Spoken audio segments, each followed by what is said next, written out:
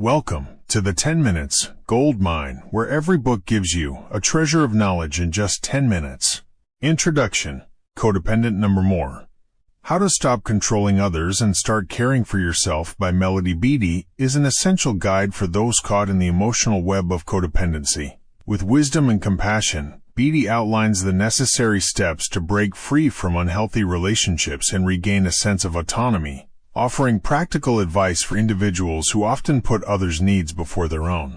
Beattie defines codependency as an addiction to another person's behavior, where individuals sacrifice their own well-being in an attempt to manage or control someone else's life. This book is a lifeline for anyone who has experienced the emotional drain of a codependent relationship, giving them the tools to reclaim their personal power and set healthy boundaries. Part 1.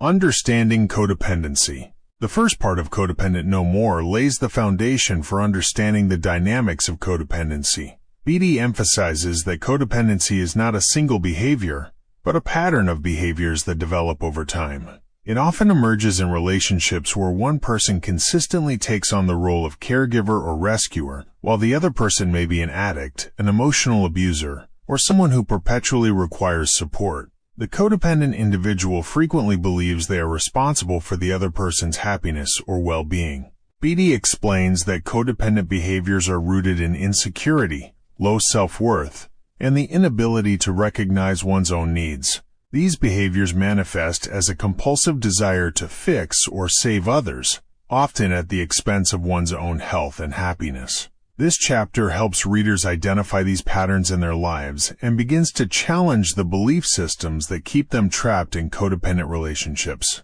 Part 2. Letting Go of Control. One of the most difficult but liberating steps in overcoming codependency is learning to let go of control. Beattie explains that codependents are often deeply invested in trying to control people, situations, and outcomes. This control is usually an unconscious attempt to avoid feelings of anxiety or powerlessness. Control may show up as micromanaging, overprotectiveness, or manipulation. However, Beattie teaches that control is an illusion, and it is harmful both to the person trying to control and the person being controlled. In this section, Beattie provides a detailed exploration of how to release the need for control. This is not about being passive or neglectful, but about trusting others to take responsibility for their actions and accepting that you cannot change them. Beattie urges readers to focus on controlling only their own reactions and behaviors, rather than attempting to micromanage someone else's life. This shift in mindset can bring about a sense of peace and allow individuals to reclaim their own power. Part 3. Building Healthy Boundaries. In the third section, Beattie tackles the crucial topic of boundaries. One of the most common struggles for codependents is the inability to set and maintain healthy boundaries. This is often due to a fear of rejection or abandonment, which leads codependent individuals to tolerate unhealthy behaviors from others. Beattie explains that boundaries are not walls, but a form of self-respect that helps to preserve emotional and physical well-being. Through practical exercises and real-life examples, Beattie demonstrates how to establish clear boundaries in relationships. She emphasizes that setting boundaries is an act of self-care, not selfishness. She also helps readers understand the importance of saying no when necessary, and recognizing that it's okay to prioritize one's own needs. Building boundaries is a process that requires practice, but Beattie's guidance helps make this process more approachable and achievable. Part 4. Reclaiming Your Identity. Many codependents lose themselves in relationships, adopting the identity of the person they are trying to fix or care for. This section focuses on reclaiming one's own sense of identity and rediscovering personal interests, goals, and passions. Beattie encourages readers to reconnect with their own values and desires, rather than focusing solely on the needs of others. Rebuilding a healthy sense of self involves self-reflection, personal growth, and, at times, the difficult process of letting go of relationships that no longer serve one's well-being. Beattie suggests that this process may involve therapy, self-help groups, and journaling, which are all tools that can help individuals discover their true selves outside of the codependent dynamics. In this part, Beattie also speaks to the importance of self-compassion and forgiveness.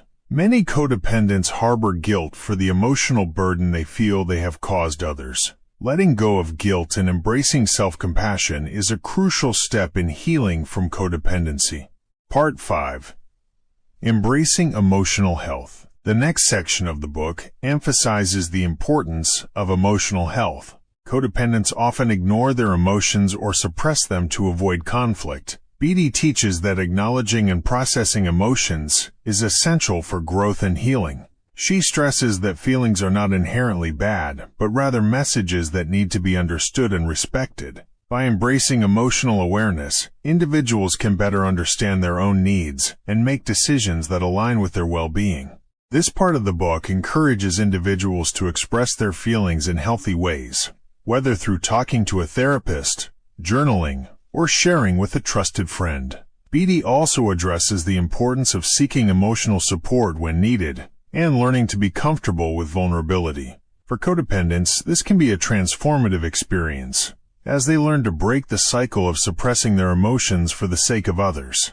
Part 6. Moving forward. Practical strategies for change. The final part of the book offers practical strategies and exercises to help individuals move forward on their healing journey. Beattie provides actionable steps for creating lasting change, including the importance of self-awareness, developing new habits, and seeking support from others. One of the most crucial strategies Beattie offers is learning how to be assertive without being aggressive. This involves communicating one's needs clearly and respectfully, without feeling guilty or over-apologizing. Beattie also emphasizes the importance of self-care in this final section.